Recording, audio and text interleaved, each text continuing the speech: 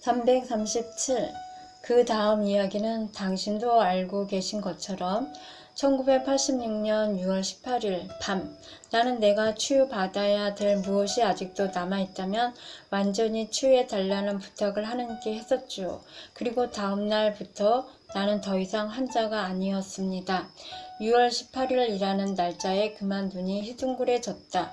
나는 누군기를 끄고는 그 자리에서 일어나 몇 발자국 뒤로 물러섰다. 왜 그러세요? 그녀도 놀랐다.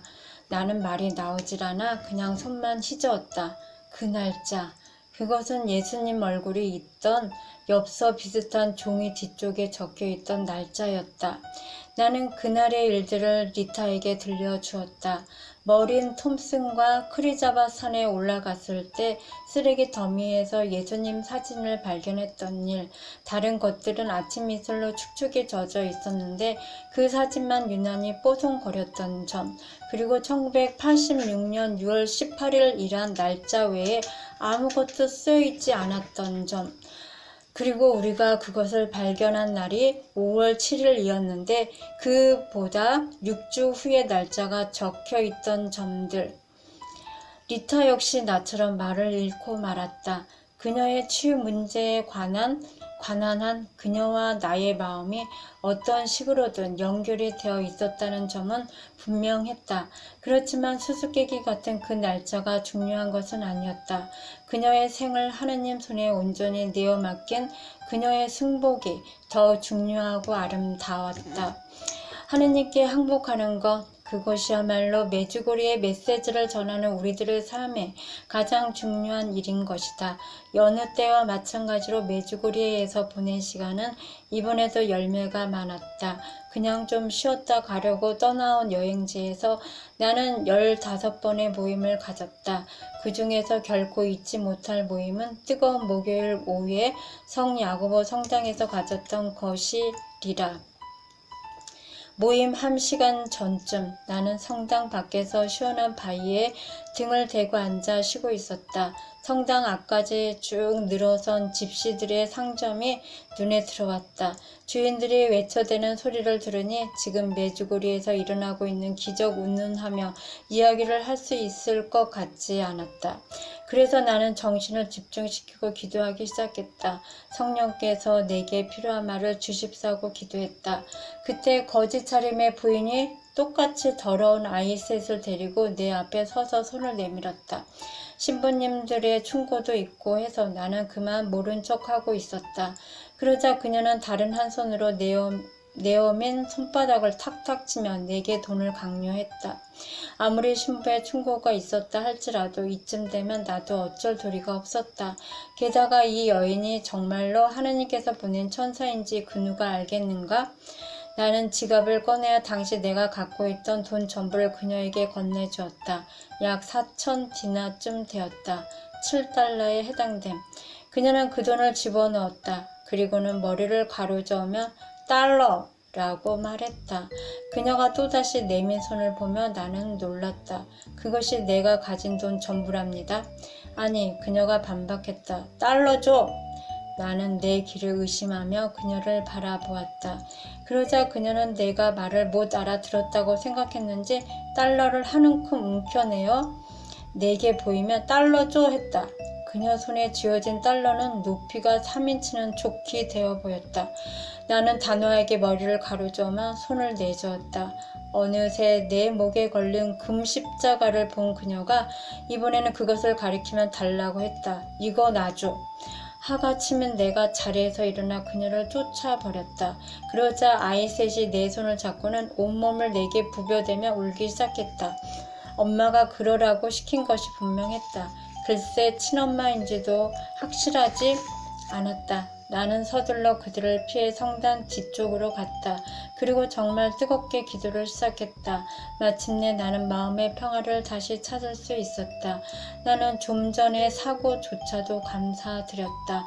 참으로 시기적절한 깨달음이 아닐 수 없었다.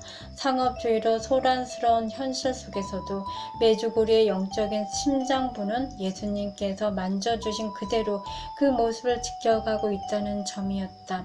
나는 뒷문을 통해 성당 안으로 슬며시 들어갔다. 필립 파비 신부의 간단한 소개가 있은 뒤 나는 강단으로 올라갔다. 보통 때 나는 저 아래 앉아있는 사람들의 일원이었다가 이제 이렇게 강단에 오르고 보니 온몸이 얼어붙은 듯했다. 이 거룩한 자리에서 감히 내가 무엇을? 그래, 내가 하는 것이 아니지. 나는 다시 한번 나 자신에게 다짐했다. 이곳에 부르신 분도 하느님이셨다. 그분께서 문을 여셨고 그분께서 사람들을 모으셨다. 그리고 그분께서 이 사람들에게 들려주고 싶은 말들을 성령님을 통해 내게 주실 것이었다.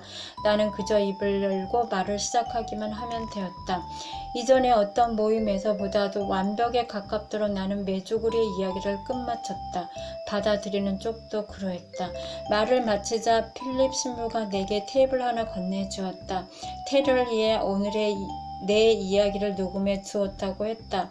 이 탭 역시 나의 소책자처럼 온 세상으로 퍼져나가리란 생각은 그 당시 하지도 못한 채 나는 그저 신부에게 고맙다는 인사만 전했다. 그날 나 말고도 그 테이프를 건네받은 이가 또 있었다. 아일랜드에서 온 메리 오 설리반이라는 여자였다. 내 이야기를 들은 그녀가 필립 신부에게 자기도 녹음 테이프를 갖고 싶다고 했다. 그녀는 그 테이프를 복사하여 일반 시장에서 팔았다고 했다.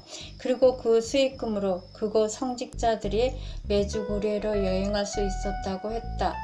내가 아일랜드에 처음 발을 들여놓을 때쯤에는 이미 15,000개의 테이프가 팔린 뒤였다. 메주고리에 가서 좀 쉬다 오려고 했던 애초의 계획과는 아주 멀게 되었지만 그래도 아주 중요한 수확을 거둔 여행이었다. 하느님의 뜻에 완전히 승복하는 것을 배운 것이었다. 내가 세운 뜻과 하느님께서 준비해 놓으신 뜻이 다를 때 나는 기도를 했고 그래서 성령님께서 감동을 주시는 대로 순종했다. 손에 묵주를 들어 사탄을 대적하기 위한 무장을 하십시오. 27장 교회 내부의 갈등. 오늘은 견직 성사가 있는 일요일이다. 그리고 오늘 처음 성체 성사를 받게 되는 젊은이들을 위해 모스터에서 주교가 오는 것이 관례로 되어 있었다. 오늘은 아주 즐거운 잔칫날로 이곳 마을에 몇 분 안 되는 축제날이었다. 주교가 참석하게 되어 잔칫날에 묘한 흥분을 가미하고 있었다. 왜냐하면 모스타의 주교인 파바오 제닉 주교는 성모님 발현의 일을 거짓이라고 주장하는 사람이기 때문이었다. 이러한 그의 태도는 카톨릭 성직자나 일반 신자들 사이에 혼란을 가져오고 마침내는 그들도 성모님의 발현을 부정하는 입장을 취하게 만들기도 했다. 뿐만 아니라 다른 종교를 믿는 사람들이 메주고리의 기적을 받아들이는 일에도 나쁜 영향을 미치게 되었다. 그러나 메주고리의 기적은 아름다운 열매를 많이 맺어왔다. 그중 하나가 바로 나 자신이며 이미 수백만의 사람이 메주고리의 성모님 덕분에 희망을 되찾고 즐거운 생활을 되찾았다. 그런데 어떻게 카톨릭 교회의 지도자라는 사람이 그 일에 반대하고 나설 수 있단 말인가? 더욱 재미있는 일은 제닉 주교가 성모님 발현 초기에는 그 일에 옹호자였다는 점이다. 성모 발현 초기의 주교는 메주고리를 5번이나 방문했던 점으로 미루어 보아 성모 발현에 대한 관심이 대단했다는 것을 알 수 있었다. 한편 그 당시 성 야고보 성당의 담당 신부였던 요조 신부는 성모 발현의 정통성 여부를 진단하랴, 어린 목격 증인들을 보호하랴, 교군의 사람들을 다스리라, 게다가 정부 측과 대면하랴 엄청나게 바쁜 나날들을 보내고 있었다. 따라서 야고보 성당의 기념일인 7월 25일 기념 미사에 주교를 모시고 싶은 마음을 추호도 없었지만 워낙 이 주교가 성모님 발현에 관심이 많았던 터라 그를 초대하지 않을 수 없었다. 그날 주교는 미사 시간에 온 세계를 향해 이렇게 외쳤었다. 만일 이 일이 누군가가 이 아이들에게 시킨 일이라면 30분도 채 안 되어 이 아이들을 진실을 말했을 것입니다. 더구나 이곳 성직자들이 아이들을 이용해서 사기극 같은 것을 벌인 것은 더더욱 아니라는 점을 밝혀둡니다. 그리고 나 자신도 이 아이들이 거짓말을 하고 있지 않다는 것을 확신합니다. 한 가지 확실한 것은 무엇인가가 사람들 마음을 바꿔놓고 있다는 것입니다. 사람들이 죄를 회개하고 끊임없이 기도하며 원수와 화해하는 일들 말입니다. 이것은 좋은 본입니다. 그 나머지 문제들은 우리의 성모님 예수님 그리고 교회의 권위에 맡기도록 합시다. 어느 날엔가 이곳 메주고리의 일에 대해서도 교회가 분명하게 말하여 줄 것입니다. 이렇게 확실한 태도로 성모님의 발현을 옹호하던 주교가 왜 반대 입장을 취하게 되었는가를 알아보았다. 그것은 1980년 9월로 거슬러 올라갔다. 성모님의 발현이 시작되기 1년 전의 일이었다. 모스타에 새롭게 임명된 제닉 주교는 자신의 광구 내에서 봉사하고 있는 프란체스코회 수사 신부들의 자리를 모두 일반인으로 대체해버렸다. 주교는 프란체스코회가 아니었다. 몇 년간이나 교구 주민들을 위해 봉사해오던 성직자들은 몹시 화가 났고 교구 내의 대다수 주민들도 마찬가지였다. 그래서 프란체스코의 성직자들은 주민들을 위해 자신들이 해오던 일들을 그냥 계속하기로 했다. 자신의 명령을 무시한 성직자들에게 보복을 하기에 주교는 인기 있는 젊은 신부 2사람에게 성사 집전 금지를 시켰다. 이 일로 인하여 주교 측과 그 지역 프란체스코의 신부들 사이는 악화되어 갔다. 일이 잘못되어 가려 했는지 마침내 결정적인 사건이 벌어지게 되었다. 성모님 발현이 있은 지 얼마 안 되었을 때 사람들은 성사 직전 금지를 당한 젊은 신부의 문제를 성모님께 물어보아 달라고 어린 목격 증인들에게 부탁했다. 더 놀라운 일은 성모님께서 그 일에 답변을 해주신 것이었다. 성모님은 주교가 무언가 잘못 알고 있다고 말씀하시며 젊은 프란체스코의 신부들은 잘못한 일이 없으므로 주교는 그 일을 재고해 보아야 한다고 했다. 이 메시지를 전해들은 제닉 주교는 이렇게 외쳤다고 한다. 그분이 정말로 예수님의 어머니이신지 성모님이시라면 주교인 내게 그런 식으로 말씀하실 리가 없소. 그 순간부터 주교는 성모님 발현에 대해 확실하게 반대 입장을 취하였다고 한다. 1982년 1월 주교는 위원회를 구성하여 성모님 발현에 대한 객관적이고도 완벽한 조사를 시작했다. 위원회는 4명의 위원으로 구성되었는데 그중 3은 성모님 발현에 대해 반대 입장을 취하고 있는 사람들이었다. 그들은 조사를 거의 하지 않았고 단지 한 사람 프란체스코의 신부인 이반 두간직만이 메주고리에 정기적인 방문을 했을 뿐이었다. 2년 후 위원회가 한 일이라고는 무성의한 조사 방법으로 바티칸을 성가시게 한 것뿐이라는 결론에 도달했다. 결국 첫 번째 위원회를 대신할 새로운 위원회가 조직되었다. 위원회는 확대되어 14명으로 구성되었고 의학을 전공한 사람들도 포함되었다.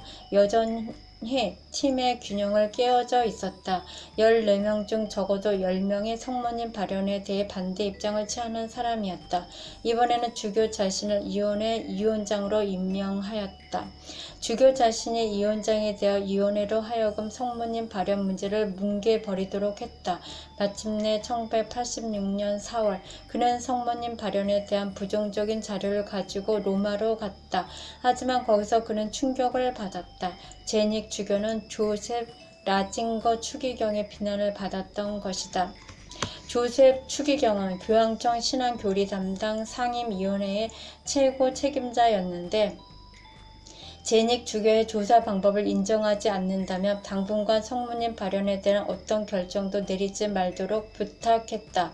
얼마 되지 않아 교황청은 전례에 없던 방법으로 제닉 주교의 위원회를 해체하고 새로운 위원회를 조직했다. 그 위원회는 유고슬라비아의 모든 주교들을 위원으로 하고 추기경을 위원장으로 했다. 그리고 이 위원회에게만 메주고리의 성모님 발현에 대한 조사를 할 수 있는 권리를 부여했다. 그리고 충분한 조사를 마친 후 교황에게 공식적인 보고를 하기로 되었다. 충분한 증거물들을 수집하는데 몇 년은 좋게 걸릴 것이었기 때문에 위원회가 일을 진행하는 동안 모스터의 제닉 주교는 더 이상 그 일에 관여하지 말고 그 일에 대해 입을 다물고 있도록 상부의 직접적인 지시를 받았다. 교황청 측은 아직 공식적인 어떤 입장을 표명하지는 않고 있지만 일단 비공식적으로는 우호적이었다. 보고된 바에 의하면 메주고리의 열매는 일관성 있게 선하고 아름다웠다. 메주고리의 정보센터가 세계 곳곳에서 생겨났다. 그것은 메주고리를 다녀간 사람들이 메주고리의 메시지를 전파하며 성모님께서 부탁하신 일을 하려고 하기 때문이었다. 메주고리의 특징은 그곳에 와서 변화된 사람의 계층이 다양하다는 점이다.